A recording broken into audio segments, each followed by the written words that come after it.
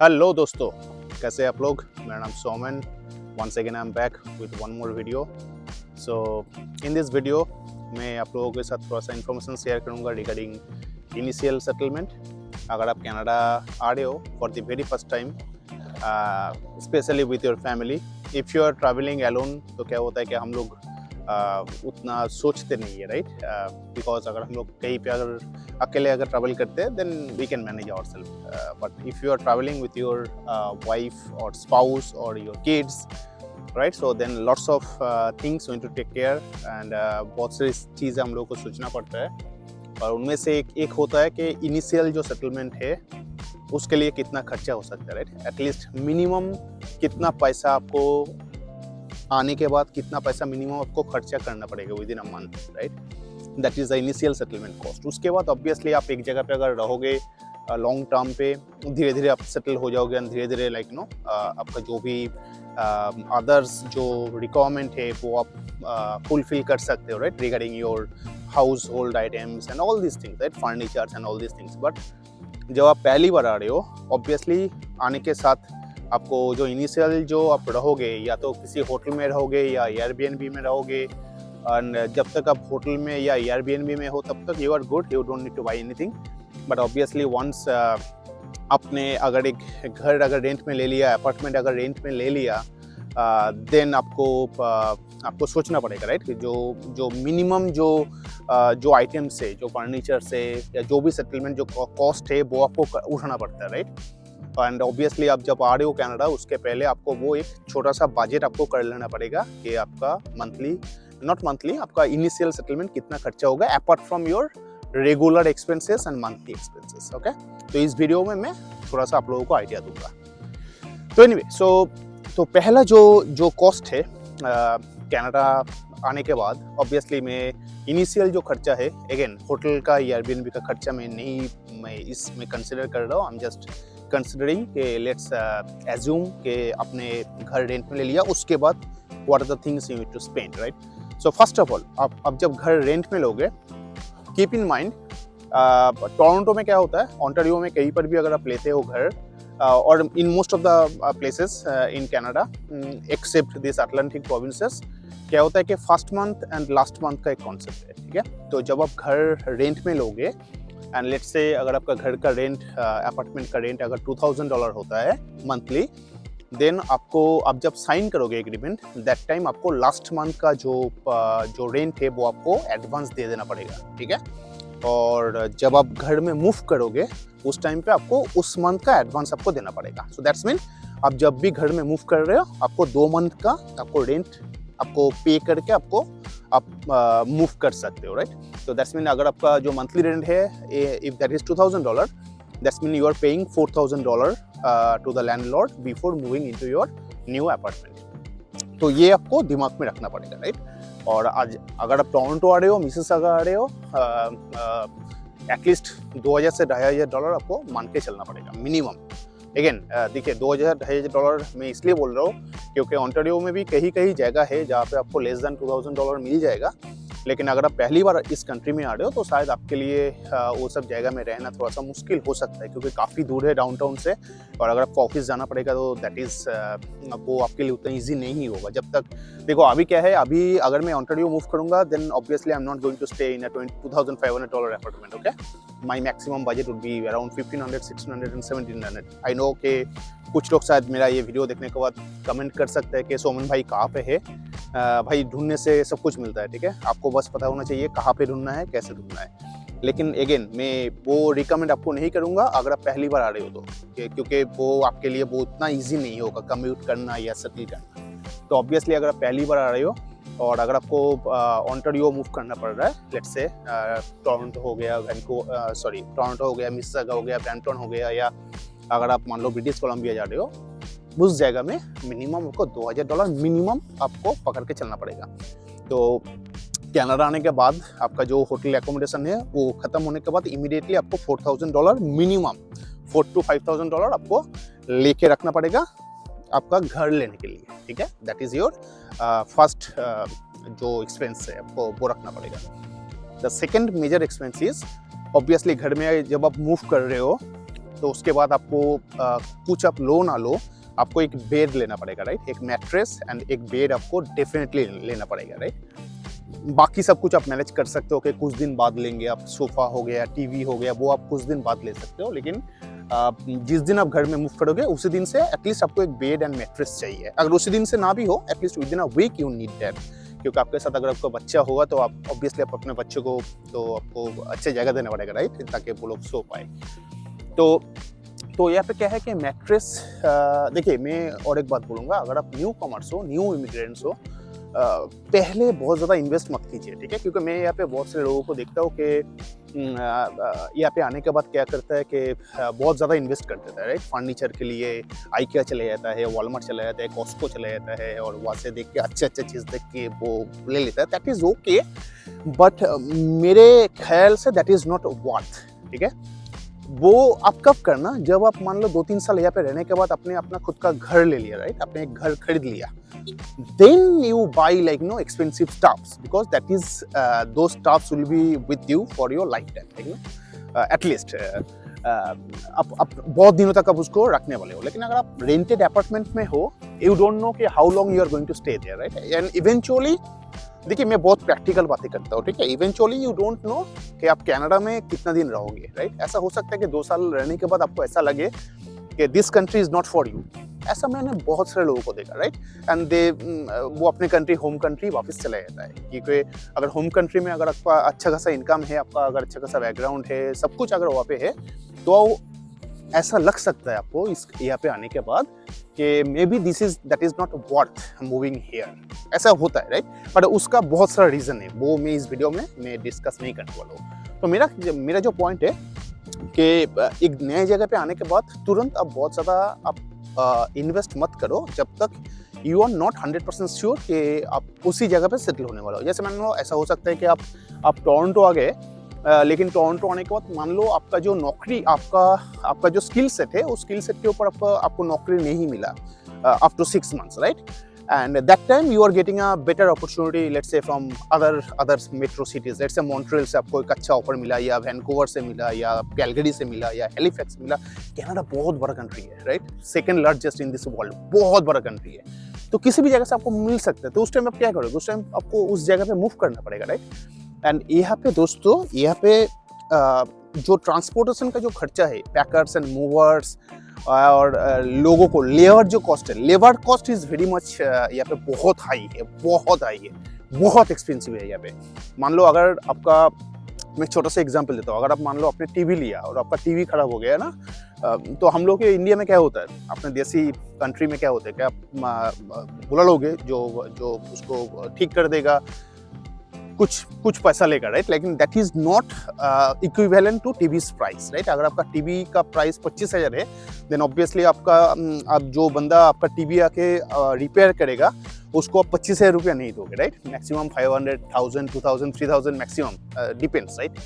But यहाँ पे ऐसा नहीं है दोस्तों, यहाँ पे लेबर बहुत एक्सपेंसिव है। यहाँ पे अगर आपके घर में कोई आता है कोई भी चीज़ को रिपेयर करने के लिए, वो पर आवर के बेसिस पे पैसा लेता है, हर एक घंटे के लिए पैसा लेता है, राइट, और उस घंटे में वो फिक्स होगा नहीं होगा, ही और सी डजंट नो। यहाँ पे लेबर बहुत एक्सपेंसिव है, इसलिए जो भी काम होता है आउटसोर्स होता है, राइट। डेवलप कंट्री से आउटसोर्स होकर अपने देसी कंट्री में जाता है, दैट इज द रीज़न। क्योंकि अपने देसी कंट्री में क्या होता है, लेबर बहुत सस्ता है, लेकिन यहाँ पे क्या है, यहाँ पे लेबर बहुत कॉस्टली है। वो चीज़ आपको दिमाग में रखना पड़ेगा।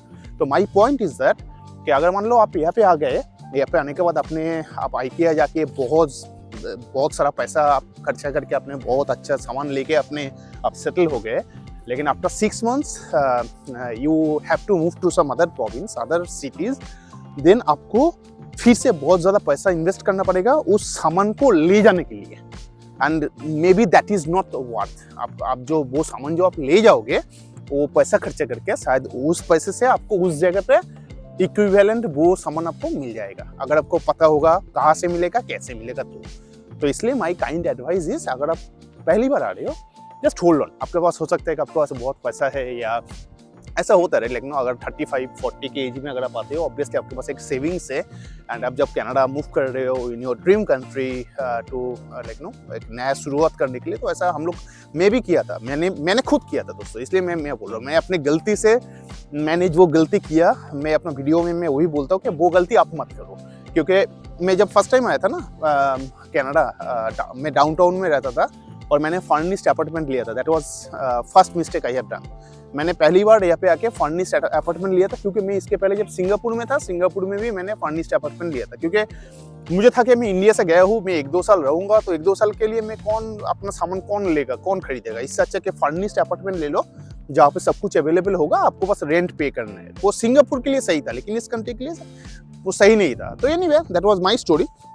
मैंने डाउनटाउन में मैं पहली बार जब आया था, 2 साल रहा था, मैं फर्निश्ड अपार्टमेंट में रहा था, और मैंने कैलकुलेट किया कि फर्निश्ड अपार्टमेंट में रहने के लिए जो मैं एक्स्ट्रा पैसा पे कर रहा था हर महीने में, उस पैसे का शायद 10-20% अगर मैं खर्चा करता, 2 साल के हिसाब से बोल रहा हूँ, तो मेरा अच्छा खासा सामान खुद का हो जाता। तो that was first mistake I have done. The second mistake I have done कि मैं जब सेकंड टाइम यहाँ पे फिर से कनाडा में आया था, तो कनाडा में सेकंड टाइम आने के बाद मैंने क्या किया था कि मैंने बहुत सारा सामान मैं ले लिया था, खरीद लिया था। बहुत सारा सामान मैंने घर पे खरीद लिया था, जो रेंटेड अपार्टमेंट में मैं था, क्योंकि उस टाइम मुझे लग रहा था कि मैं पीआर ले लूंगा और यहाँ पे मैं रह जाऊंगा। लेकिन again after staying here for 2 years I thought कि let's go back to India. Bore हो गया था मैं, और whatever the reason is right. So मैं फिर से इंडिया वापस चले गया, और जितना भी मैंने सामान लिया था, मेरा काफ़ी नुकसान हुआ था, क्योंकि मैक्सिमम सामान मैं सेल नहीं कर पा रहा था। और यहाँ पे क्या है कि यहाँ पे आप लाइक नो लोग फेंक देता है। अगर एक सामान अगर आप 1 साल 2 साल 3 साल यूज़ करते हो, उसके बाद लोग यहाँ पे सामान डंप कर देता है। यहाँ पे बहुत कॉन्सेप्ट है ऐसा। जब आप फर्स्ट वर्ल्ड कंट्री में आओगे ना, तो आपको इस चीज़ का ये आदत, मतलब आपको देखने का आदत पड़ जाएगा, राइट। यहाँ पे ऐसा भी होता है। मैं अपने जो हम लोगों का जो डंप करने का जो जगह है मेरे गैरेज के पीछे, वहाँ पे मैं देखता हूँ कि टीवी पड़ा हुआ है, कभी देखता हूँ सोफा पड़ा हुआ है, चेयर पड़ा हुआ है, अच्छा खासा बेड पड़ा हुआ है। So that is quite normal here. और यहाँ पे ऐसा भी होता है कि लोग उसको ले आके यूज़ भी करता है, रीयूज़ भी करता है। ठीक है, देखिए आप जब फर्स्ट वर्ल्ड कंट्री में आ रहे हो ना, तो आपको उस जगह का जो कल्चर है, उस कल्चर को भी आपको अपनाना पड़ेगा। ठीक है, अगर आप उस कल्चर को अगर आप नहीं ले पाओगे, देन आप उस जगह पे स्टे नहीं कर पाओगे। ठीक है, हम लोगों के कंट्री में जो यूज्ड प्रोडक्ट है उसको हम लोग यूज़ नहीं करते, राइट। और उसको थोड़ा सा छोटे नज़र से देखते हैं कि कौन यूज प्रोडक्ट लेगा यार। That is correct in our country, but not here. तो जो पॉइंट था कि मैं जब सेकंड टाइम कनाडा में आया था, मैंने बहुत कुछ ले लिया था, और उसके बाद जब मैं गया था, बहुत सारा सामान मुझे डंप करके जाना पड़ा था, और उस टाइम पे मुझे काफ़ी नुकसान हुआ था। तो उससे मैंने लेसन लिया था कि जब तक आई एम नॉट 100% श्योर कि मैं इसी कंट्री में बहुत दिनों तक रहने वाला हूँ, बहुत लॉन्ग टर्म तक रहने वाला हूँ, मैं बहुत ज़्यादा इन्वेस्ट नहीं करने वाला हूँ। जो ज़रूरत है वो डेफिनेटली मैं लूँगा, तो मुझे वो लेना पड़ेगा जहाँ से वो सस्ते में मिलता है, टिकाऊ मिलता है। एंड देखिए, और एक चीज़ मैं आपको बोलूँगा, जब आप इस डेवलप कंट्री में आ रहे हो ना दोस्तों, देखिए हम लोगों का कंट्री के साथ इस कंट्री का काफ़ी ज़्यादा डिफरेंस है, बहुत ज़्यादा डिफरेंस है, और सोच में भी बहुत ज़्यादा डिफरेंस है। यहाँ पे क्या है, अपने कंट्री में क्या है, अपने कंट्री में हम लोग अगर कोई सामान खरीदते हैं, तो उसको हम लोग का माइंडसेट ऐसा है कि उस चीज़ को हम लोग मतलब बहुत दिनों तक यूज़ करेंगे, राइट। मतलब बचपन में मैं देखता था कि मेरी मम्मी अगर कुछ लेती थी हम लोगों के लिए, तो हम लोगों को ऐसा था माइंडसेट कि वो ज़िंदगी भर के लिए हम लोग यूज़ करने वाले हैं, चाहे वो टीवी हो गया, चाहे वो जो भी हो गया, राइट। और हम लोग वहाँ पे कोई भी सामान डंप नहीं करते, राइट। वो सामान जब तक मतलब उसमें 1% जान है, तब तक हम लोग उस सामान को यूज़ करेंगे, हम लोग उसको डंप नहीं करते। लेकिन यहाँ पे कॉन्सेप्ट ऐसा नहीं है। यहाँ पे क्या है कि लोग यहाँ पे कोई भी सामान लेता है, 2 साल 3 साल 4 साल यूज़ करता है, उसके बाद ये लोग डंप कर देता है। ठीक है, उसके बाद फिर से नया सामान लेता है। यहाँ पे कॉन्सेप्ट ऐसा है, यहाँ पे रिसाइकलिंग का बहुत ज़्यादा कॉन्सेप्ट है। ठीक है, क्योंकि यहाँ पे सब कुछ बहुत अफोर्डेबल है। ठीक है, मैं आपको छोटा सा एक एग्जाम्पल देता हूँ। ठीक है, 2016 की बात कर रहा हूँ मैं। जब मैं 2016 में आया था, तो मुझे ना बड़ी टीवी का बहुत शौक था कि बड़ा सा टीवी होगा, बहुत शौक था। और 2015-16 की बात कर रहा हूँ, उस टाइम पे इंडिया में भी बहुत बड़ी स्क्रीन बहुत ज़्यादा एक्सपेंसिव था, मिलता था, बहुत एक्सपेंसिव था। तो ऑब्वियसली वो अफोर्डेबल नहीं था, राइट। मुझे जो सैलरी मिलता था, उस सैलरी का अगर 2 महीने का अगर मैं पैसा अगर जुगाड़ करता, तब भी वो उतना बड़ा टीवी में नहीं ले पाता इंडिया में। मैं एग्जाम्पल दे रहा हूँ आपको। तो मैं यहाँ पे आने के बाद कुछ महीना रहने के बाद मैं देखा कि यहाँ पे बहुत अच्छा ऑफर्स चलता है, और यहाँ पे electronic items and not only electronic items, everything is quite affordable. मैं आपको वही बोलने की कोशिश कर रहा हूँ। तो मैंने एक 65 इंच मैंने सैमसंग का कर्व टीवी लिया था, ठीक है, LED कर्व टीवी, उसमें 4K बहुत कुछ है उसके अंदर। और कर्व टीवी का क्या है, वो बहुत एक्सपेंसिव होता है क्योंकि उसका जो पैनल है वो कर्व होता है, राइट। जो फ्लैट टीवी होता है उससे ये काफ़ी ज़्यादा एक्सपेंसिव होता है। तो 65 इंच मैंने लिया था और उसका जो फ्लैट मॉडल था that was around 1600 Canadian dollar that time. और जो मैंने मॉडल लिया था दैट वाज 2400 समथिंग, ओके। उसके साथ टैक्स 15% टैक्स दिया था और साथ में मैंने 4 साल का इंटरनेशनल वारंटी भी मैंने लिया था। तो ओवरऑल मेरे ख्याल से 3000 और 3100 ऐसे कुछ मैंने पे किया था, okay. 3000, let's say 3000 Canadian dollar. So that time 3000 Canadian dollar equivalent to 1,50,000 rupees. मैं अगर उसको INR में अगर मैं कन्वर्ट करूँ, इंडियन रुपीस में अगर मैं कन्वर्ट करूँ तो 1.5 लाख रुपया में 65 इंच सैमसंग कर्व टीवी लेना इंडिया में 2016 में मेरे लिए पॉसिबल नहीं था, to be very straightforward, ठीक है। मेरा सैलरी जितना मिलता था उस टाइम पे, मेरा सैलरी भी काफ़ी कम था। आजकल तो इंडिया में काफ़ी अच्छा सैलरी मिलता है, लेकिन उस टाइम पे सैलरी इतना ज़्यादा नहीं था। तो 2 महीने का अगर सैलरी में अगर जुगाड़ करता तब भी अगर शायद वो टीवी में नहीं ले पाता। That is not affordable. आप अपना जो मंथली जो सैलरी होता है वो आप पूरा एक चीज़ को लेने के लिए आप खर्चा नहीं करोगे, राइट। लेकिन कनाडा में जो मेरा मंथली मुझे जो उस टाइम पे मिलता था, मुझे इन हैंड अराउंड $5,000 के आसपास मिलता था उस टाइम पे, हर महीने की बात कर रहा हूँ। तो आउट ऑफ $5,000 जस्ट अपने शौक के लिए मैं $3,000 में खर्चा कर लिया था, ठीक है।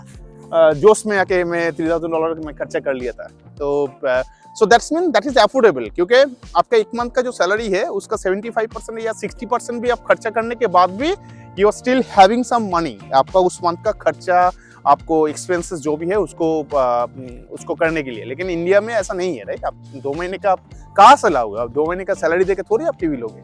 और उस टाइम पे उस टीवी का प्राइस था फ्लिपकार्ट में, मैं बोल रहा हूँ 3,83,000 rupees. 3,83,000 rupees 65 inch curved TV Samsung का। Do you think that is affordable for all? मेरे लिए नहीं था दोस्तों, मैं कभी शायद नहीं ले पाता। उस प्राइस में मैं इंडिया में आज के दिन में भी, चाहे मेरा जितना भी सैलरी हो, मैं आज के दिन में भी इंडिया में 3.5 लाख रुपया से मैं टीवी नहीं लूंगा, ठीक है। चाहे जितना भी जोश आ जाए नहीं लूंगा मैं, ठीक है।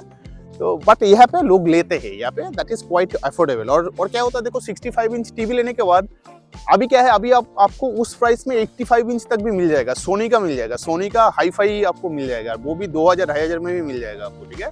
75 इंच भी आराम से मिल जाएगा। तो क्या होता है ना, वो आपके अंदर वो कीड़ा जाग जाता है। अगर आपको इस चीज़ का अगर पैशन है और अगर आपको इलेक्ट्रॉनिक गैजेट्स अगर आपको ज़्यादा पसंद है ना, तो 3-4 साल 5 साल के बाद आपको लगेगा यार ठीक है यार, ले लेते हैं यार, बड़ा और एक टीवी ले लेता हूँ मैं, ठीक है। लेकिन पुराना जो टीवी क्या करूँगा मैं, वो तो उसको या तो सेल कर दूंगा, या तो उसके अंदर अगर थोड़ा सा कुछ अगर प्रॉब्लम हो रहा है, दिक्कत हो रहा है। और यहाँ पे गोरे लोग क्या करता है ना, गोरे लोग, हम लोग ऐसा इतना नहीं है कि इतना सेविंग्स करने का मेंटलिटी नहीं होता। ये लोग क्या होता है, ये लोग फेंक देता है। बस 65 इंच की टीवी का बात मैं नहीं कर रहा हूँ, मैं जस्ट एग्जांपल दे रहा हूँ आपको कि मान लो एक सोफा सेट लोग यूज कर रहे हैं, बोर्ड हो गया, दूसरा एक सोफा सेट इसको खरीदना है, तो क्या करेगा, पहले कोशिश करेगा इसको सेल करने का। अगर सेल नहीं होगा तो ये डंप कर देता है, क्योंकि यहाँ पे लेबर कॉस्ट इज बहुत एक्सपेंसिव है। क्योंकि वो किसी लेबर को बुला के उसको ले आके अगर किसी जगह पे ले आके अगर सेल करना है, that is more expensive rather than like dumping that sofa and buying a new sofa with that money, ठीक है। तो यहाँ पे कॉन्सेप्ट ऐसा है। तो यहाँ पे लोग लाइफ टाइम के लिए कुछ भी नहीं लेता है, ठीक है। तो so anyway, so that was the point कि अगर आप कनाडा में पहली बार आ रहे हो, फर्स्ट टाइम आ रहे हो, तो मेरा एडवाइस यही होगा कि आप पहले आके बहुत ज़्यादा इन्वेस्ट मत करो, बहुत पैसा खर्चा मत करो। आप आने के बाद आपको जो सबसे पहले ज़रूरी है, जो जिस बात की मैं बात कर रहा था, एक बेड एंड मैट्रेस आपको सबसे पहले चाहिए। मिनिमम मैं बोल रहा हूँ, एक मैट्रेस आपको मिनिमम चाहिए। King size mattress, hard mattress, right, बहुत ज़्यादा सॉफ्ट नहीं, हार्ड। क्योंकि सॉफ्ट मैट्रेस लेने से क्या होता है, वो अगर किसी के स्पाइनल कॉर्ड में अगर प्रॉब्लम है, पीठ में अगर दर्द है, जैसे मेरी वाइफ को पीठ में थोड़ा सा दर्द है, तो उनके लिए मुझे थोड़ा सा हार्ड मैट्रेस लेना होता है। एंड डॉक्टर भी बोलता है कि दैट इज़ बेस्ट, जो भी है, लेकिन I don't know that technology. But जो थिक एंड हार्ड मैट्रेस होता है, एक अच्छी क्वालिटी का, अगर आप यहाँ पे आके लेते हो, तो on an average I am telling you, जैसे मैंने इस बार लिया था, मेरा इस बार थोड़ा सा प्राइस मुझे ज़्यादा आया। मैंने पे किया $1,000, ओके, $1,000 और 800 कैनेडियन डॉलर, ऐसे कुछ, बिटवीन 700 to 1000 आप मान के चलो, ठीक है। किंग साइज की बात कर, क्योंकि किंग साइज बहुत एक्सपेंसिव है यहाँ पे।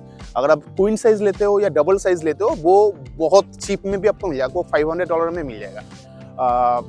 यस, $500 में आपको, $400 to $500 में आपको मिल जाएगा। लेकिन वही चीज़ अगर आप IKEA से लोगे या कॉस्को से लोगे, आपको वो महंगा आएगा दोस्तों, मतलब अच्छा खासा महंगा आएगा। तो अगर आपको मैट्रेस लेना है, यहाँ पे आके आप मार्केट प्लेस सर्च करो। तो मार्केट प्लेस में ना ऐसे बहुत छोटी मोटी जो लोग बिजनेस करता है, जो लोग डायरेक्ट सेल करता है, वो लोग सस्ते में दे देता है और घर में आके आपको डिलीवरी करके जाएगा। ठीक है, आपको एक पैसा एक्स्ट्रा देने की जरूरत नहीं है और कोई टैक्स भी नहीं लगेगा। अगर आप ऐसे लेते हो, जैसे मैंने जब लिया था, मुझे टैक्स पे करने की जरूरत नहीं पड़ा। अगर आप IKEA से लोगे या किसी और स्टोर से लोगे, स्लिप कंट्री से लोगे, किसी भी स्टोर से अगर आप लोगे, आपका जो मैट्रेस का प्राइस है उसके साथ 15% या 18% जो भी आपका GST है वो आपको पे करना पड़ेगा, राइट। लेकिन अगर आप मार्केट प्लेस से अगर वही चीज़ अगर आप किसी दूसरे सेलर से ले रहे हो जो डायरेक्ट सेल कर रहा है अपने गोडाउन से, आपको वो टैक्स शायद आपको पे ना करना पड़े। और या अगर टैक्स अगर आपको पे करना भी पड़े, if you need that invoice, तब भी आपको वो सस्ते में आएगा। ठीक है, आप टैक्स पे करो, लेकिन टैक्स ऑब्वियसली पे करना चाहिए। आप टैक्स पे करो, उसको बोलो कि लाइक जो भी उसका प्राइस है $500, अगर उसका प्राइस है 15% टैक्स, दैट्स मीन $75। सो $575 में आपको अच्छा खासा आपको मैट्रेस मिल जाएगा, जो आपको घर में आके डिलीवर करके जाएगा। बस मैट्रेस की बात मैं कर रहा हूँ, ठीक है। तो वो आप ऐसे कर सकते हो। और मैट्रेस के बाद जो चाहिए, एक बेड आपको लेना पड़ेगा। यहाँ पे क्या होता है, यहाँ पे बेड बॉक्स बोलता है, ठीक है। मैं मिनिमम पैसे की बात कर रहा हूँ। बेड बॉक्स क्या होता है, वो मैट्रेस के नीचे रखा जाता है, एक बॉक्स होता है, वुडन बॉक्स। तो वो अगर आप लेते हो तो आपका मैट्रेस का थोड़ा सा वो हाइट ऊपर हो जाएगा, ठीक है। उसका प्राइस आएगा $50 ईच, $50 या $60। अगर आप किंग साइज का लेते हो तो आपको दो लेना, आप बेड बॉक्स ले लो, $50 या $60। अगर आप किंग साइज लेते हो तो आपको 2 बेड बॉक्स लेना पड़ेगा। अगर आप क्वीन साइज लेते हो या उससे छोटा डबल बेड अगर आप लेते हो मैट्रेस, तो आपको एक ही लेना पड़ेगा। तो $50-60 उसका अप्रोक्सीमेट प्राइस है, ठीक है। उसके साथ बाकी जो है, आप प्लेटफॉर्म बेड ले सकते हो, आयरन का होता है वो, या पीछे हेडबोर्ड होता है। यहाँ पे क्या होता है ना, यहाँ पे वो हम लोग की इंडिया जैसे वो पूरा वुडन बेड आपको अगर लेना है वो बहुत एक्सपेंसिव होता है यहाँ पे। तो इनिशियल 3-4 साल के लिए मैं बोल रहा हूँ, अगर आप ऐसे करते हो तो वो आपका बहुत सेविंग्स भी होगा। और 3-4 साल के बाद जब आप बहुत अच्छे से सेटल हो जाओगे, आप अच्छी जगह से देख के, डिजाइन देख के, आपका घर का साइज देख के आप ले सकते हो। यहाँ पे क्या होता है, यहाँ पे घर का साइज भी काफी छोटा होता है। जो अपार्टमेंट होता है या कॉन्डो होता है, उसमें बेडरूम का साइज, मैंने तो एक बेडरूम देखने गया था, उसमें अगर एक किंग साइज मैट्रेस अगर मैं रखता उस बेडरूम में, उसके बाद मुझे चलने का जगह नहीं होता। वो बेडरूम इतना ही छोटा था। तो इसलिए मैं बोल रहा हूँ कि आके ही तुरंत आप इन्वेस्ट मत करो। आपका जो भी मिनिमम रिक्वायरमेंट है, तो मैट्रेस हो गया, मैंने बेड बोल दिया, ठीक है, बेड बॉक्स बोल दिया। अगर आपको सोफा लेना है, again go to market place में आपको रिफर्बिश्ड सोफा आपको $250-300 में आराम से मिल जाएगा, बहुत ही आराम से। और वो भी विद डिलीवरी में बोल रहा हूँ, क्योंकि आप जिससे भी बात करोगे आप उसको बोलो कि यू नीड डिलीवरी, ठीक है। आप नहीं ला सकते हो किसी और से। मैं देखिए रिफर्बिश्ड की बात कर रहा हूँ, मतलब जैसे हेलीफैक्स में है, टोरंटो में भी अच्छा खासा है, मुझे पता है कहाँ पे मिलता है, मार्केट प्लेस में आपको मिल जाएगा। तो रिफर्बिश्ड मतलब वो डीलर, जो सेकेंड हैंड डीलर होता है, वो सेकेंड हैंड प्रोडक्ट उठाता है, उठने के बाद उसको रिफर्बिश्ड करता है। अगर लेदर हुआ तो उसको फिर से पॉलिश करेगा, कहीं पे कुछ प्रॉब्लम है तो उसको रिपेयर करेगा, उसके बाद उसका जो भी खर्चा है उसको ऐड करके वो सेल करता है। तो उसका मतलब आपको almost near to new sofa आपको मिल रहा है, ठीक है, नियर टू न्यू सोफा। तो उसी सोफा को अगर आप IKEA से लेने जाओगे तो आपको $1000 या $1500 आपको पे करना पड़ेगा। सेम चीज आपको $250 या $300 में मिल जाएगा। नोबडी केयर्स, यहाँ पे हर कोई ऐसे करते हैं दोस्तों। आप चाहे करोड़पति हो, अरबपति हो, यहाँ पे जो करोड़पति है, जो अरबपति है, वो भी वही करता है, ठीक है। अगेन अगर आप यहाँ पे 10 साल से हो, 15 साल से हो, ऑब्वियसली आपने बड़ा घर ले लिया, तब आपको लगेगा चलो यार एक शानदार, एक बहुत ही अच्छा एक सोफा, प्राइस बहुत ही एक्सपेंसिव लेते हैं, वो दैट मेक्स सेंस। लेकिन फॉर अ न्यू इमिग्रेंट्स, आप अपने कंट्री से पैसा इन्वेस्ट कर रहे हो, राइट, वो आप मत करो। मैं उसी चीज को बोल रहा हूँ कि आपका जो पैसा है उस पैसे को आप रख दो, आपके बैंक में रख दो, या यहाँ के बैंक में आके आप रख दो। लेकिन आपका घर का जो भी सेविंग्स है उसको खर्चा करके आप यहाँ पे एस्टेब्लिश कर रहे हो, दैट डजंट मेक सेंस। मैं उस चीज का मैंने खुद किया था, इसलिए मैं आपको मना करूँ। क्योंकि देखिए इस बार मैं PR लेके आया, मैं आपको सीरियसली बोल रहा हूँ, मैंने कितना खर्चा किया। मैं अपना घर का टूर कभी करवाऊंगा, मैं आप लोगों को मैं दूंगा।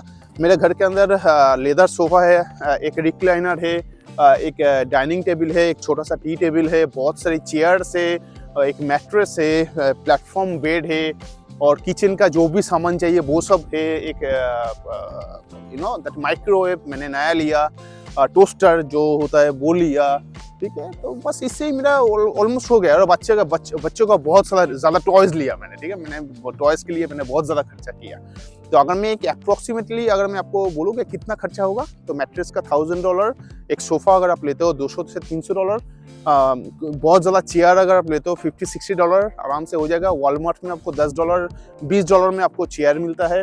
मार्केट प्लेस में और सस्ते में आपको मिलेगा। रिफर्बिश प्रोडक्ट लेते हो तो वो भी सस्ते में आपको मिलेगा।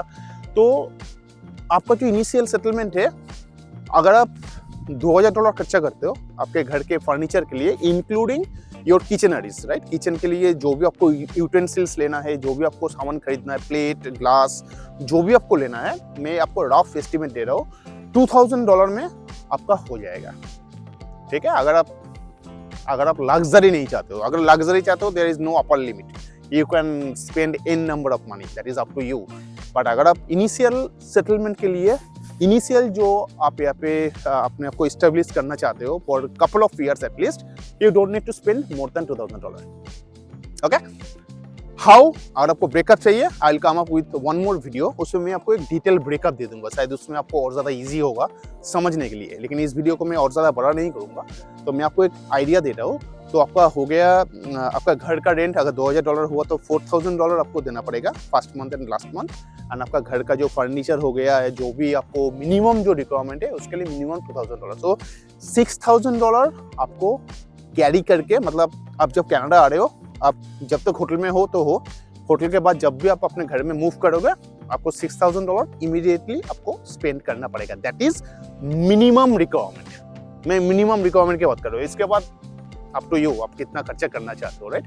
लेकिन अगर आप ये खर्चा करते हो, then you should be good. And उसके बाद ऑब्वियसली आपको एक कार लेना पड़ेगा, गाड़ी का एक खर्चा अलग है। गाड़ी के ऊपर मैं और एक वीडियो बनाऊंगा, उसमें मैं आपको डिटेल में उसमें भी मैं आपको आइडिया दूंगा मैंने क्या गलती किया, आप वो गलती मत करना। तो उसमें भी आपका बचाव होगा, आपका सेविंग्स होगा, तो वो नेक्स्ट वीडियो में मैं बात करूंगा। तो इस वीडियो में बस मेरा यही मकसद था, once again just to repeat my self, $6,000 to $7,000, चलिए और $1000 मैं इंक्रीज कर दिया, $6,000 to $7,000 maximum you need to settle here at least for first couple of years. And आप चाहे आपके पास जितना भी चाहे पैसा हो, पहले ही आके, मेरी वाइफ आइकिया से लेता है, मेरी वाइफ का ऐसा था। और ऐसे मैंने अपने काफ़ी सारे दोस्तों को देखा कि उन लोगों का भी ऐसा है कि आइकिया से जाके अच्छा खासा एक्सपेंसिव स्टफ लेके शो ऑफ करते हैं। शो ऑफ पहले मत कीजिए। शो ऑफ आप करना, आप जब यहाँ पे 2 साल रह जाओगे, आपका जो स्किल सेट है उसके ऊपर आपको अच्छा खासा नौकरी मिल जाएगा, आपका अच्छा खासा बचाव हो रहा है, तब जाके यहाँ का पैसा यहाँ पे खर्चा कीजिए। दैट इज द होल मोटो। अपने देश का पैसा ले आके यहाँ पे लग्जरी के लिए खर्चा मत कीजिए, okay. That is my advice, क्योंकि मैंने वो गलती किया था, बाद में मुझे वो अफसोस हुआ। आप लोगों को वो अफसोस 1 साल के बाद नहीं होना चाहिए। That is the purpose of this video, okay. So anyway, so that's it for today. अगर आप लोगों को और कुछ जानना है इस चीज़ के ऊपर, आप लोग मुझे पूछ सकते हो, और मेरा वीडियो देखते रहिए। मैं ऐसे और भी बहुत सारे वीडियोस लेके आऊँगा। इसके बाद नेक्स्ट वीडियो में मैं आप लोगों को बोलूँगा कि कहाँ पे आपको चीप में फर्नीचर मिल सकता है, और जो भी आपका जो रेगुलर बेसिस जो लगता है, राइट, वो सब आपको चीप में कहाँ पे कनाडा में मिल सकता है। उसका एक बहुत अच्छा तरीका है, वो मैं आपको अपने नेक्स्ट वीडियो में मैं बोलूँगा। तो अब तक देखते रहिए। अगर अच्छा लगेगा तो give us a thumbs up, अच्छा लगेगा तो please do subscribe. Thank you.